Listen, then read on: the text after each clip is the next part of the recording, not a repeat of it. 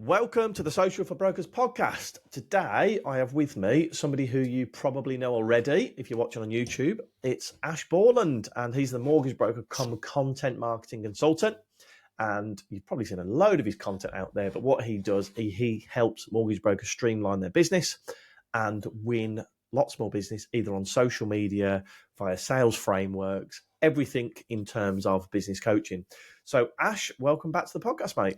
Mate, it's always a pleasure. We were speaking for about an hour before we always do this. We speak for like an hour before. So it's good. 45-minute chat before we actually start the podcast. But thank you so much for having me on. It's good to be back on, actually. It's been a while since I've been on your one. Yeah, it has been. I think it's probably about 18 months now. So I think but for anybody that is listening that doesn't know who you are, can you give us a bit of a 60-second recap of who you are, what you've done, and how you've got to where you are today, please? Ash? Yeah, sure. No worries. So my name's Ash Borland. I am a marketing and sales coach for mortgage brokers, pretty much. And my ultimate goal is to try and simplify success for advisors. That's the whole thing. I'm a minimalist by my own personal life. I'm a minimalist and essentialist. So everything I look at is to try and make things as simple as possible in order to people to reach the goals they want. Now, for me, I originally got into mortgages. I've been in it for a long time. Dad was very high up in the corporates, in like the compliance and training departments. And I would been in now for over maybe 12 years now, just over a decade. Wow. in the FS kind of property space. But a few years ago, I got into, when I was a broker, I had my own brokerage, and I decided to set up and make videos about how to buy a house. No one was really doing it at the time. And I was one of the first people to do that, which was really kind of in my own echo chamber at the time, so I didn't really think about it. Mm-hmm. But it started a domino effect to where I am now, which is that now, like I said, I ended up coaching people and teaching them how to do a lot of this stuff, which is so wonderful to see. I like now I've got multiple podcasts. They rank, they do well. We have like waiting lists and courses all for free. And I kind of love watching the industry and seeing how it's evolved in regards to marketing and branding and personal branding, because a lot of it has got like seeds of where I started, and a lot of people do things today. Some of you will be listening to this and you'll be doing things and not realize that it was actually me that started that in the industry, that the thing you're doing that someone else passed on to someone else. So it's really sweet and I love it. So that's kind of me in a nutshell. It is. I find in this industry, we did a post a few days ago about mortgage brokers are there to help each other. So something that you maybe told John Smith that Mary Jones picked up, that so-and-so, they're all supporting each other and all telling each other the best ways to, and there's a best way to do social media, but giving advice that maybe came from your video back in 2016, say. Yeah, it does. And I love it. I absolutely love this industry. I love all things about this industry, the marketing side of it, the branding side of it, the sales side of it. I think it's a wonderful industry to work in. And I think that, as you just said then, I think that we can all help each other. And I think it's great. And actually to even just be sitting here talking to you, we've been friends for a while. And I remember our first conversation. I was sat at my dining room table. Me and you were chatting over a Zoom. It was during COVID, our first conversation. Yeah. And it was just kind of like, what can we do? How do we know each other? And to see how our careers have blossomed and bloomed, and how it's now an industry, that there is actually a marketing, social media, digital marketing kind of industry, and we have competitors like that. Just to even have competitors is like, oh my gosh, that's amazing. Like, because it's a real thing. So I think it's wonderful to see it grow, and I'm so excited to see where it goes over the next kind of 10, 15, 20 years, because I'm in here now for the long haul. That's it, retirement plan. And that's exactly why I got you back on the podcast. So if you've listened to our podcast in the past where Ash and I have chatted, it's been on something very specific. So it's been on a specific social media channel or growth in video. What we're going to do today is something a bit different, which I think is going to be really valuable to the listeners. What we've done is come up with a list of the questions that we get asked majority of the time, okay? So I'm going to run through these questions now so you can get a feel of what's going to be said on the podcast, and then Ash and I are going to answer them. So first one is going to be, how do I choose my niche? Second one is, should I be on all of the social media platforms? Number 3 is, do I have to do video? Number 4, how much should be personal and how much business content should be on social media? Number 5, how do I increase engagement? Then, are paid adverts worth it? And then finally, how can I use artificial intelligence to help with my marketing? Okay, so let's get straight into it. We're going to give you 30 minutes of all of our answers. So let's start then. There's going to be a few that I think, Ash said on here, I think there's going to be a few that we disagree on. I'm guaranteeing there's going to be ones we disagree on. I already know which ones they'll be. Okay, so let's start then. How do you feel, how do I choose my niche if I'm a new mortgage broker? So are we going me first, or are we just kind of, how are we going to... I'm going to ask you the questions and then I'll jump in with your bits. Cool. Awesome. And really go to town in regards to whether you disagree, because I think that's really, really good. Okay, how do you find your niche? So niching is a funny one. Everybody has this kind of obsession with niche. It's like niche. I don't think that niche, I think it's very important, but I think you have to do it in a very strategic and a very data-driven way, as opposed to the advice that I think is quite bad, which is like, let's work with doctors. Why? Because doctors make money. Great. And then they don't really, you don't know anything else. I've seen this. I've actually worked in groups, in coaching groups, where this has been taught, where people are like, just go ahead and pick a niche. I remember being in a group and they go, you work with dentists. And I was like, do you know anything about dentists? No, but they're loaded, so they'll be fine for a mortgage. And I was like, well, how are you going to get into that market? And so I think with niches, you have to, I always say it's like Harry Potter's wand. The niche picks you, not the other way around. And very good point. And it is that. And so that's one of these things. I said that, and that's going to be in all of Chris's stuff moving forward. It's picked out now. It's going to be recorded. That's like the brand anchor. It's all in there. No, I'm joking. So how would I advise someone to pick a niche? Very simply, if you're a seasoned advisor, you've been doing it for a while. Let's say you've done over 100 mortgages. So you've done it for a couple, maybe 2 years. Maybe you've done 50 mortgages a year or something like that as a beginner.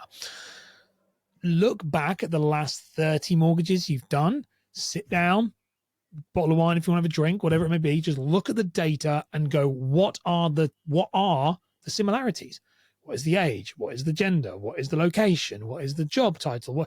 Look, the data will tell you your niche. That's your niche. That is it. It's not what you want it to be. It's not what you think it might be. It's in the data. And if you find that, what that does is go, okay, now target your content to that person and that problem, and then keep your finger on that pulse, monitor it once every maybe 6-8 months and go, has it changed? And it will change. And as it change, but it will change slowly. When you say that data, are you talking, because I do something similar with people where I say, right, draw a stick man, stick woman on a piece of paper and write down everything about the ideal client you want to target. So is it somebody, if you like rugby, do they play rugby? Is it easier for you to speak to them about rugby? That data, so when you're picking it out of that list of 100 mortgages that you've done, what are you looking for in that data? Is it the income? Is it the age? Niche is going to be built from three main areas. So you've got demographic, which is the main data, the things we see, the age, the gender, the sex, all things like that, like the location, all that stuff. Well, not location, but like other things like that. You've got psychographic, which is more about how they feel. So how they think, their political leanings, their ways, their values. And then you have geographic. So where are they based? So it's demographic, psychographic, and geographic. They're the three main things. And your niche is going to be centered in the middle of that. So that's like the rugby and stuff. That's going to be more like psychographic. How do they like that? So those are the things you're looking for, these demographic, psychographic, and geographic. But what I would say you've got to be I believe anyway, what people will be very careful of is when you say draw the stick man, is that many advisors I've worked with and seen that you'll think who you want, but it's not about who you want. It's about what you have. And so what a lot of people go is I want first-time buyers. Why do I want first-time buyers? Oh, or I want high net worth individuals. And I'm like, and so when you do the kind of stickman thing, what happens is it's a good thing, but it's not the full depth because people draw their ideal, but we don't have the ideal.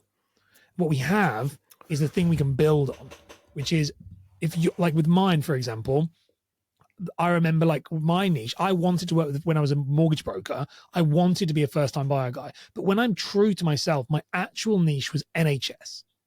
It was NHS. I didn't. But that niche has been formed out of doing business rather than picking a niche and going after it. Yeah. So I just did a lot of NHS work. And if I'd known me now, I would have gone, you're NHS.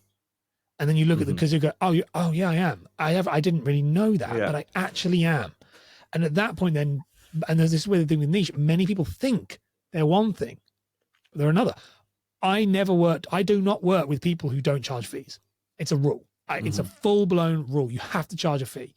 If you don't charge a fee, I won't work with you categorically. Data-driven. Never thought about it until I looked at the data and was like, every single one of my clients charges a fee. So you're saying don't pick a niche until you've started doing business. Yeah. You can't. Don't pick a niche. Oh gosh, you can't. Like, it's just that's just going, that's just a wish list. You've got to do the business and then figure that out. And then the thing you should do then with niche is don't go broader as you get more successful. Go narrower. Narrower and narrower and narrower, because the more narrow you get, the more money you make. So there's two things there I want to talk about. So the first thing is when you're, and I completely agree with you, it's very hard to pick a niche at the beginning.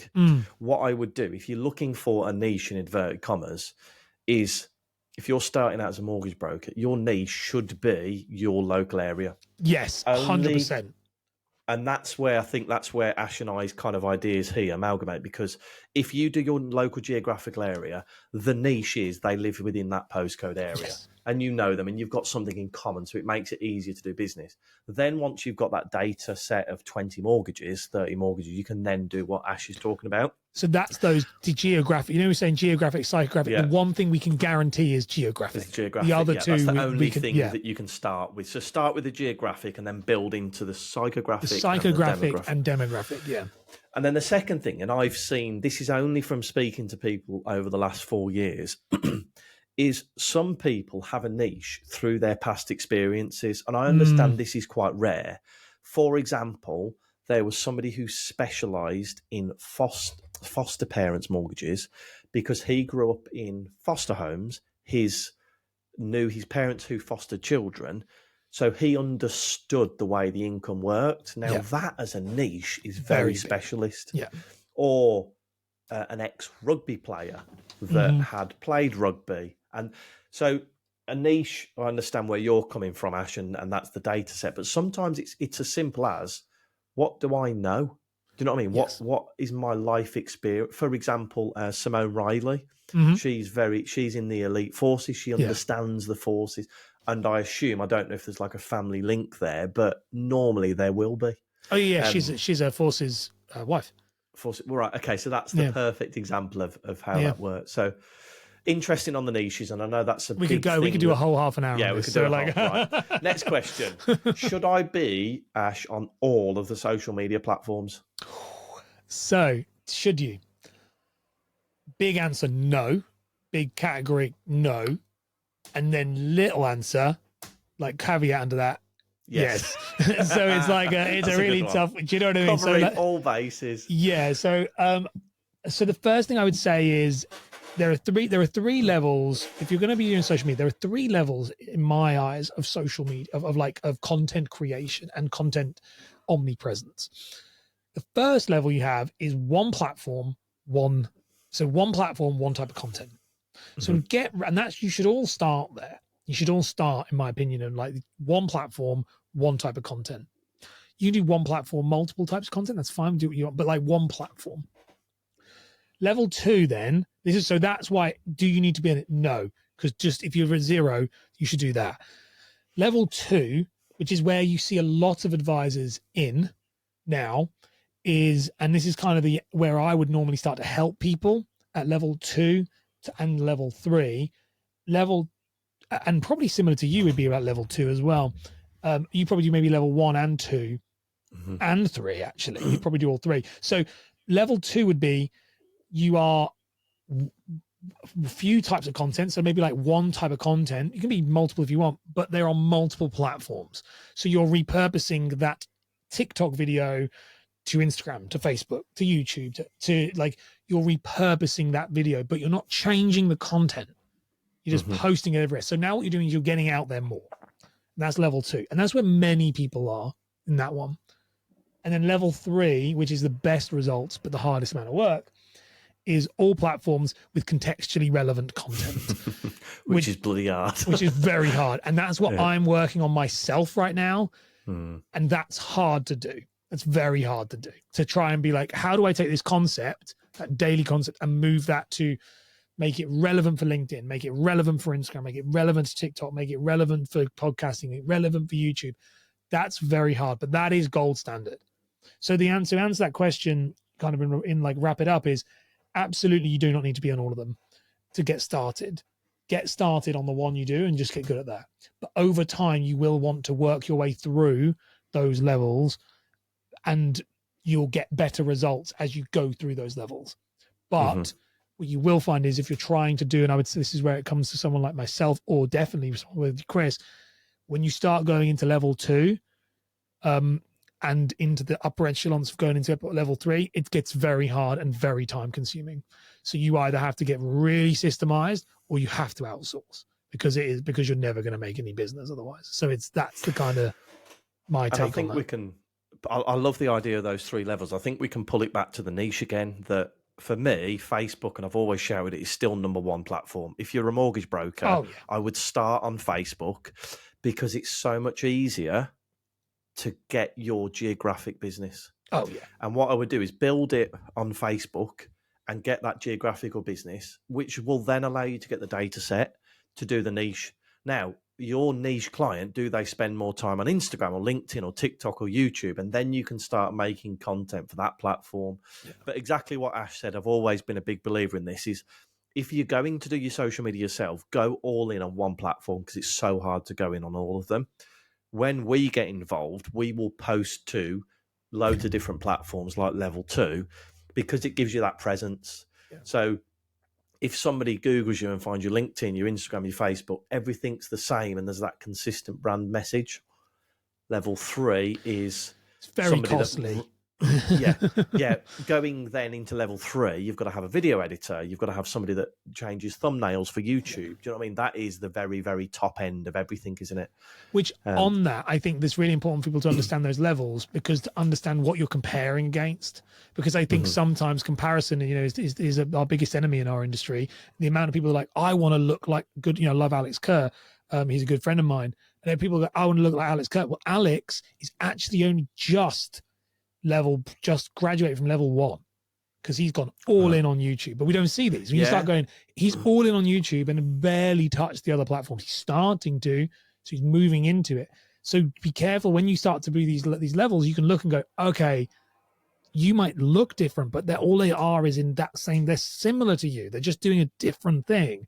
And understanding that, when someone is doing a level 3, that it's costing them a lot of money and costing them a lot of time, and that you don't have to be like that. That's really like multiple 6-figure turnover businesses to do that. That would be like firms I work with who'd be doing level 3 would be like 800, 900, maybe $1 million turnover. I wouldn't be looking below that. You've got to, it's very hard. Very, very, very hard. Even then, I'm just thinking then, like Mr. Beast, the biggest YouTuber of all time. Okay, yes, he's probably known on TikTok or Instagram. He is. Yeah, he is. So TikTok, he's the largest TikTok creator in the world. But this is the thing: people don't know him as that. They know him as the YouTube. Do you see what I mean? That name follows him, and he's huge on YouTube. It's also with TikTok. The reason why I say he is he said this. He said, I would all in on one, and then you learn the lessons in one to learn how to apply them to the others, because they're all very similar. They have contextually different, culturally different things, stylistically different, but they're the same thing. They're the same thing when you know how to execute on one. And that's what he did with TikTok. Is within a year he became the most subscribed and viewed TikTok account of all of them. It became massive. And he was like, because I spent a decade so much time doing on YouTube. He was like, so I just applied everything we learned, condensed it, learned the culture, put the cultural kind of filter on top of that. And then it was like, And I think that's the same with all of us. If you don't have that, like he's got that knowledge because he's got a lot of people doing it. If you don't have that ability to switch from YouTube to TikTok, it just shows that you can go deep on one platform and you really don't have to do the others. My most successful client is just deep on one platform. Like she makes the most amount of money of all of the clients on one platform, and she just uses LinkedIn. And she uses other platforms, but it's all from LinkedIn. Yeah, interesting. Right, next one. Do I have to do video? Yes. Okay. Yes, you do. So, and this is where I think we'll differ. So, and I think this is where we will differ. My take on this, I won't go too deep into it, but I think you do. If you are trying to build, if you're trying to build a business, you're a one-man band advisor, you're a small SME firm, maybe under 10 advisors, yes, you do. And the reason is because video is cloning yourself. It's not about the views, the likes, the shares. It's about getting people to know, like, and trust you as fast as you possibly can. And so the faster someone sees your voice, hears your voice, sees your face, hears you talking about the things you talk about in day to day, then you are effectively duplicating this, like this interaction you're having with them. So you're speeding up the process before they actually speak to you, and in an actual Zoom, which is why Zooms are better for appointments or face-to-face, because they can see you feeling you create that experience still. So not having video, you are serious. You don't say yes. You don't have to. I wouldn't work with a single person who wouldn't, because you are seriously handicapping yourself. If you are a new advisor, if you're a new advisor coming to the space where you're struggling, like, you're seriously handicapping yourself, because also video is top of funnel, meaning that it's top of creative funnel, meaning that it can be a video can be turned to a written, can be turned to text, can be turned to a podcast, can be turned to someone like yourself who's skilled, can turn it into graphics. There's so much stuff you can do with it. So for me, video is like, if you can't get in front of a camera and talk every single, like, my opinion, like 5 days a week for a minute, we're getting further and further down this, you will lose. Doesn't mean you do need the other stuff as well, for sure, but you need to learn to do video. Yeah. So my answer, he's got it written, he's got it prepared. I thought no, I haven't. I would agree with you. Okay. He agrees because he's now got video editing services.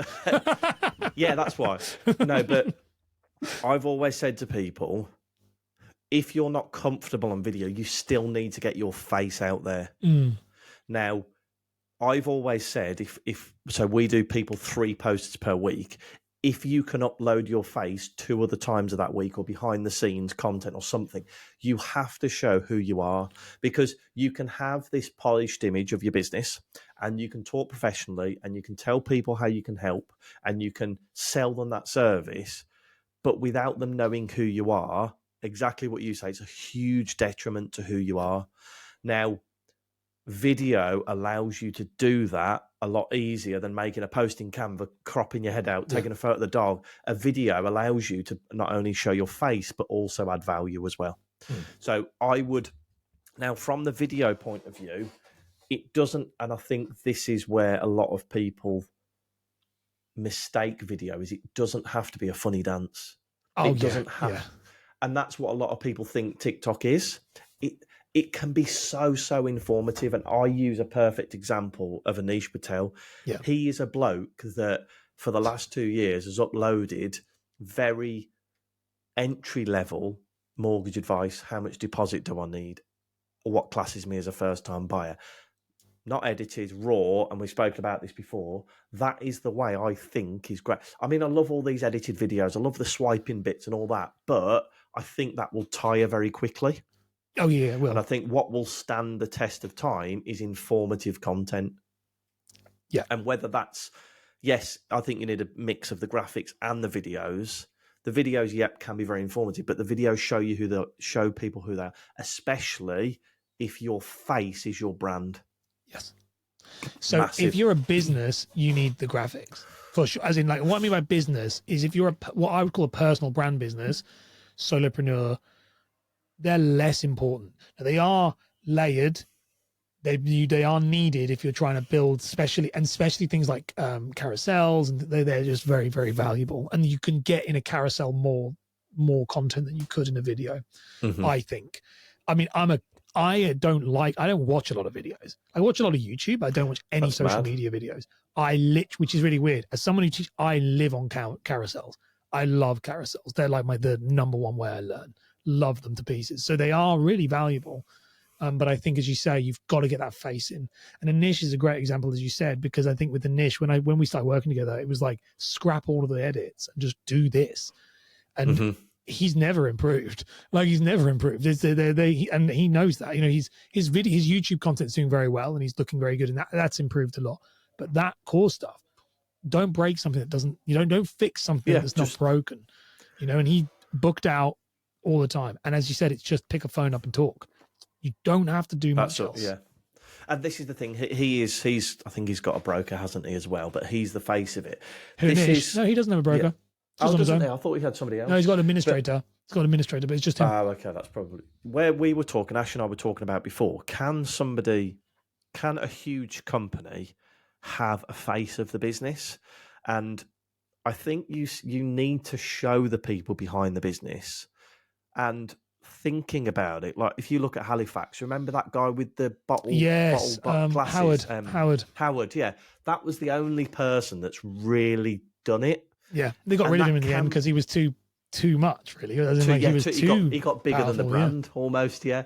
But I still think, even if you've got a huge company, I think it's still best to have a face to the business. Yes. So people, even if they phone up and say, I want to speak to Mary, who's on the videos, look, we've got lots of brokers here, we can help. But I think it's so important to show your face of the business. Agree, yeah, completely. Right. So how much of my content should be personal and how much should be business orientated, Ash? So this has changed with me over the years. It's a tough one now. And I think this is where we might differ again.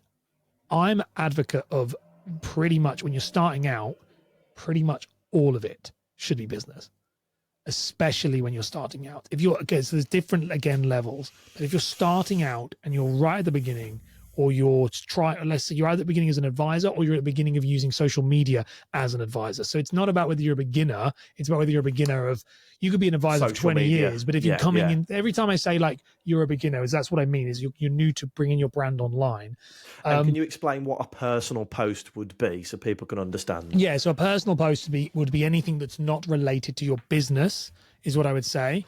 So it's anything that's not related to business. That's literally a personal post. So that can be, here's a photo of my kids. Here's me going out for a walk with the dog. It could be here's a photo of my food. All the stuff we associate social media with, like that's a personal post. But a personal post, the way I would categorize it, is something that would not, if I looked at it, could I link it to your business? So if I can't link it to your business, it's a personal post. And my still strong opinion on this is you shouldn't have any of those for a long time. And the reason is because people will come for the information and they'll stay for you. But if you're trying to get people in because you're the great person, they'll just think you're a really lovely person with a lovely dog and you've got some really sweet kids. I have no idea what you do. And especially if you're coming to Facebook or Instagram or something like that and you're trying to get people to know what you do, for the first 9, 10, really a year, like 9, 10 months to a year, and I always say 18 months, you've got to re-educate everybody to go, I am the guy, I am the girl that does mortgages. And if you're just coming to Facebook for the first time and you traditionally just put up your Saturday night hangout pictures on there and, you know, kids' photos of your kids' kind of plays, you need to do a lot of work at re-educating that audience that you are the person who deals with their finances. And they won't trust you for a long time until you've demonstrated enough that you do. Once you've gone past that, then you do start to reintegrate social posts because they're very valuable, because they humanize the brand. But we need to create the brand before we humanize the brand. And when we humanize the brand, how you do is you create those personal posts sparingly, but you anchor them back to things that are relevant to work. So you create this kind of content that's like, here's me at the kids with the school, really great. And it just shows what it's like to live in such a beautiful area. I've got 2 kids, which means that actually my appointments, I sometimes do them at night to help people out. Exactly. Tying it back. So it's connecting it back. So that's my take on personal posts. It's chucking up football game. You can do that, but keep it to the stories. Do not put it on the grid.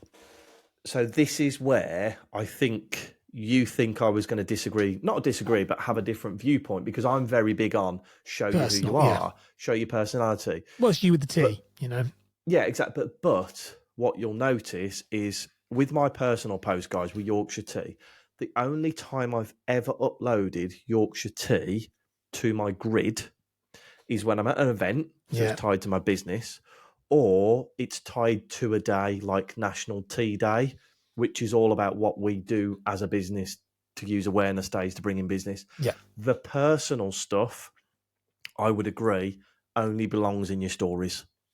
Okay.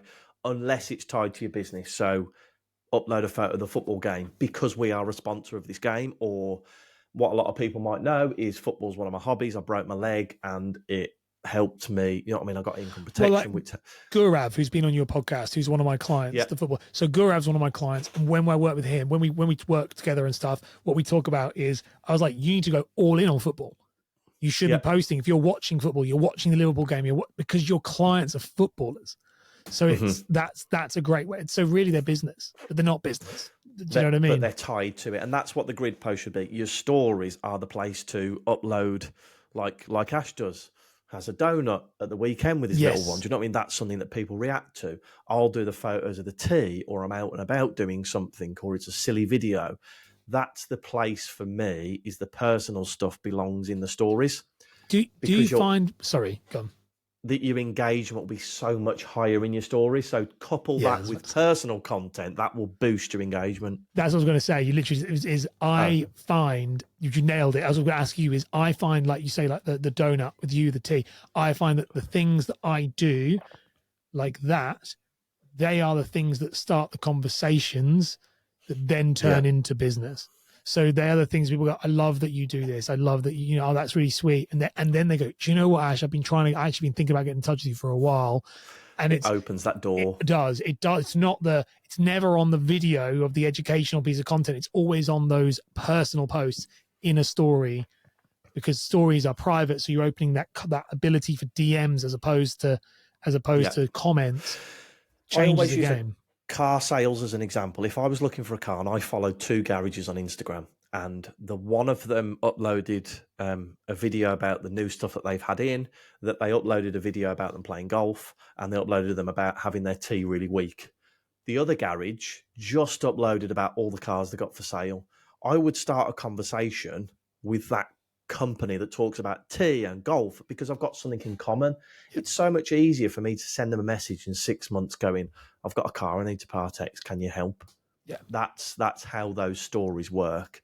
And what a lot of people may not realize is the engagement in your stories will actually help with your business posts, because the way that the algorithm works is if it sees people are interacting with your stories, it will push your content further up in that person's feed. So you're killing 2 birds with 1 stone there. You're getting the engagement and you're introducing your business, which is what Ash has talked about.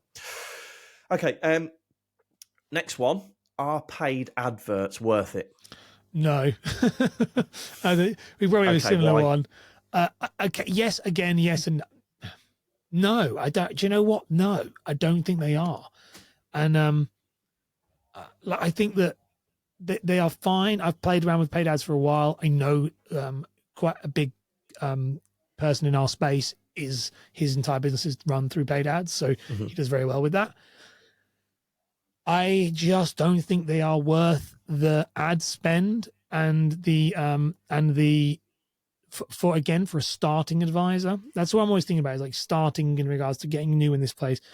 When you do them, the setup cost is going to be very expensive. You're paying for data. That's what you have to remember. You're not paying for leads. You're paying for data. And I think this is the bit that people miss all the time. And I remember watching a video on this years ago, which framed it for me. And I was like, And this guy was like, you're paying to find out what doesn't work, not what works, what doesn't. And he was like, and unless you have a large enough budget to throw at it, to figure out what, and this process of elimination to the point where you're like, that's the thing that really works, then you are really, really going to struggle.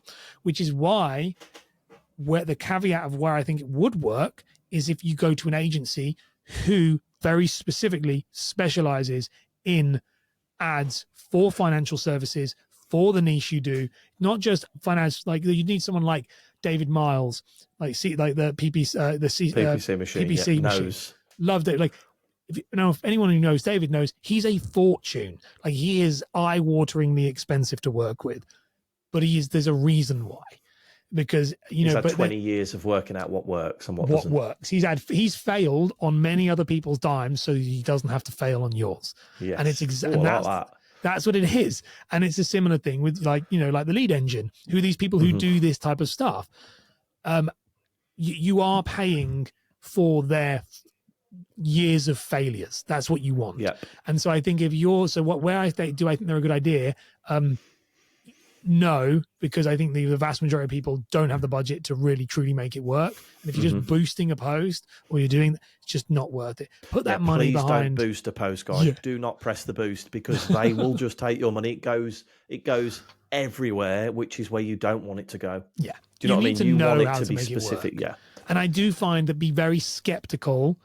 And it'd be interesting to hear your take on this. Is obviously, but be very skeptical of people who come in, because a lot of people come into the industry. And caveat to this, Louis Atkins, he's a client of mine, and he's not that. He's very good. He's learning his funnels and stuff. So he's not in this. But be skeptical of there's quite a few people who come in who are like, I'm an ad specialist. I know all about ads, and they don't know it. They don't know that it's a cowboy industry. Do you know what? Some people have these agencies have fallen at the first hurdle where they can't even get the ad creative signed off because they don't know the financial services industry. Yeah. They don't know how to write like the mortgage disclaimers. They don't know the language to use. They don't know the imagery to use. That is alarm bells ringing. And I completely agree with you. If you're going to do paid adverts, either go to somebody that's done it for years and years and years and knows it inside out, okay? Or you have the ad spend to be able to test it. What somebody approached me about this do you do a few ads? Months ago. We don't do paid ads, no. Because I'm not an expert in it. I don't profess to be an expert, so I can't have the confidence sitting here going, it will be X amount per lead. It's way more intricate than people realize. As you said, like it is, it's really hard. What I would say, anybody that's thinking about paid ads, and I said this to one of our clients, is sit down and work out how much you would invest in that. So say it would be 500 quid, okay? Then go and work out what your hourly rate is. Go and work it. There's loads of calculators. Go and work out how much you're worth an hour. Say if it's 500 quid, you're worth 100 quid an hour, 5 hours. 5 hours this week, go and reach out to every local business on Facebook. Find local groups. Spend that 500 quid on yourself. I bet you will get more leads out of connecting with local businesses, engaging with local businesses, running webinars, running lives, doing those 5 hours yourself than you would do spending 500 quid. I'd even say up to $2,000. I would. Yeah. That'd be a challenge. What? I think that I couldn't agree with you more with it. And I think that the problem with paid ads is you are one step below you're one step below buying leads. Like it really is. Go and spend the money on lead. Go and on buys or whoever it may be, 70 quid, 80 quid a lead. At least you know that person has come through a reliable source. Yeah. I'm anti-buying leads, but if you're going to run ads, buy leads, because at least because that's all you're trying to buy.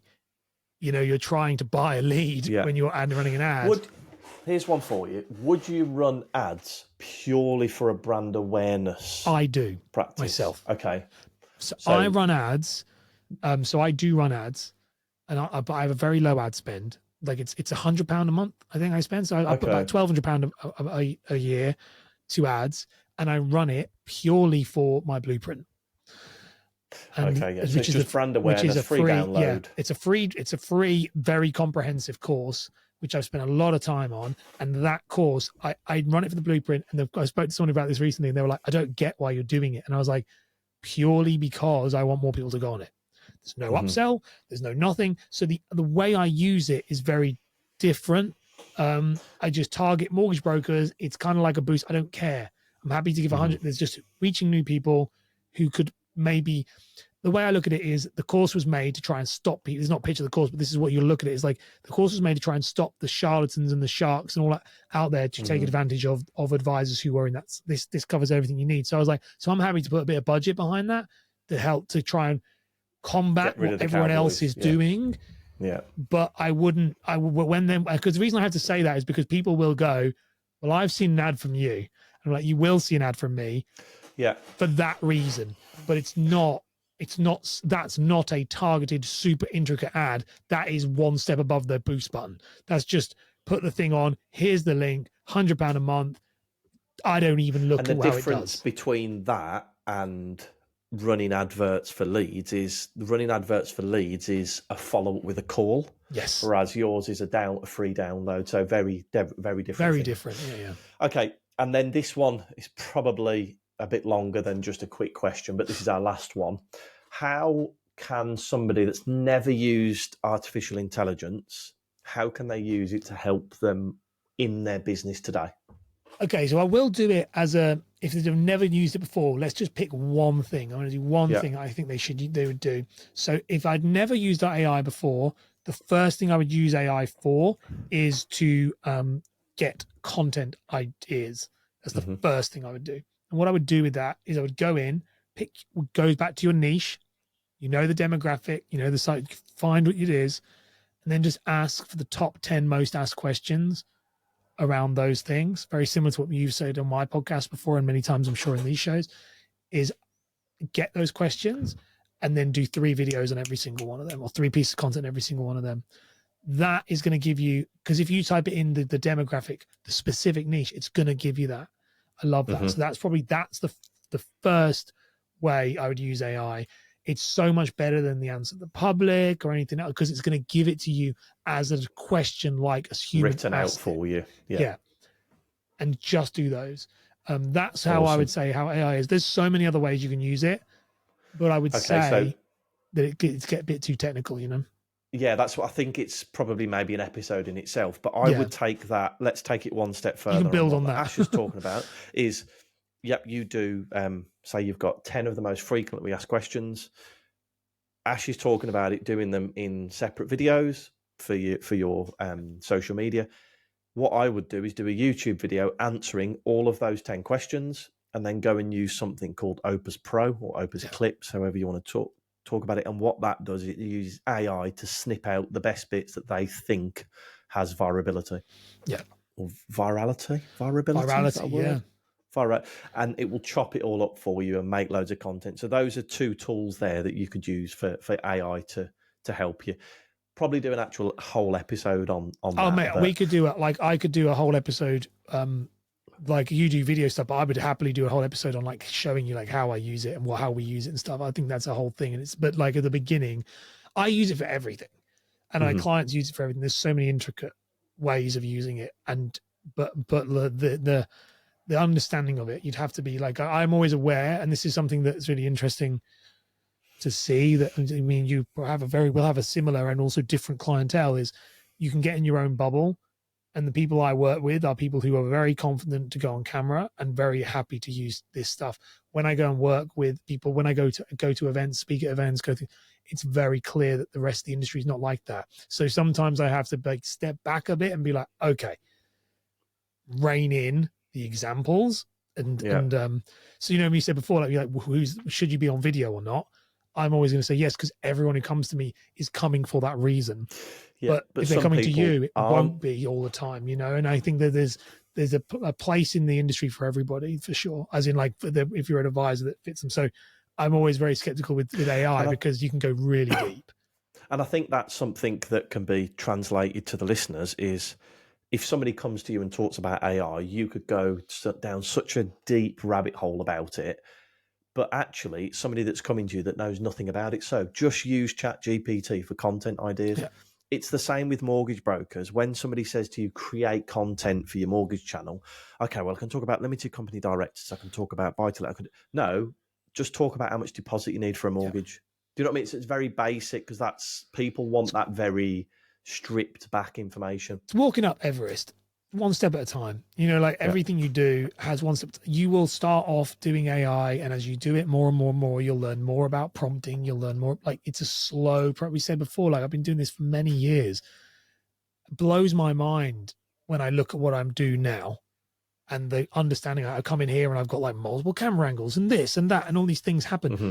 I started with an iPhone 5 propped up against a coffee mug because I didn't even know how to put it into a tripod. And that's where you need to start. Yeah. Everyone starts there. And I think that sometimes we can run away with it and be like, and you can also, not you, like the person listening, you can think, I need to be like this. No, you don't. You do not need to be like that.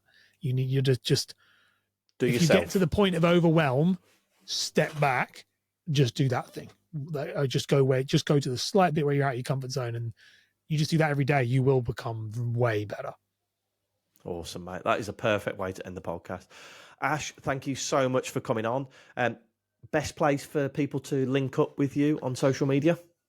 So just at Ash Borland on all of them, but best place for me is Instagram. So that's my main kind of place where I will, if you DM me there, I'll answer any questions. I'm happy to answer anything people got. So DM is on Instagram is the best place. And Ash gives away so much value on, excuse me, on his social media channels. There's so much you can learn from there. So definitely go and give him a follow. But I will assume that the majority of the listeners are probably I think people will follow you. Me by this point because I think we've probably cross-pollinated audiences enough. Yeah, we have, mate. Yeah. Ash, thoroughly enjoyed it, and I love the way that we've answered those questions because there's quite a lot we agree on. Some areas that we're slightly different on. Nothing we really disagree with more than I thought. You know, it's interesting. No, I found that we've moved. I've moved closer over, and definitely, if we'd probably had this 3 years ago, we'd been very different. Yeah. But it's definitely like I think moved as you progress more. You go, no, there is a space for that. And there's a place for that. And there's a place I think it's been more open-minded as well. Where when I started, I was very much like, no, it's my way or the highway. But speaking to more and more people that it might not be right for one person, but great for another. And I think that's the whole thing around video is, yes, you've got to get your face out there. But if somebody's that scared about doing a video when you're like petrified, it's going to be detrimental sometimes. To their health, it's not worth it. Yeah, it's not The reason I don't say that is because I think you should still give it a go, because I've seen people give it a go and then it's almost when you see the success off the back of it, it's like, people aren't going to ridicule me for messing up a word or saying or ah. Do you know what I mean? That's where the confidence sometimes then grows. I agree completely. Yeah. Awesome, mate. Ash, thank you very much for coming on. Really appreciate it.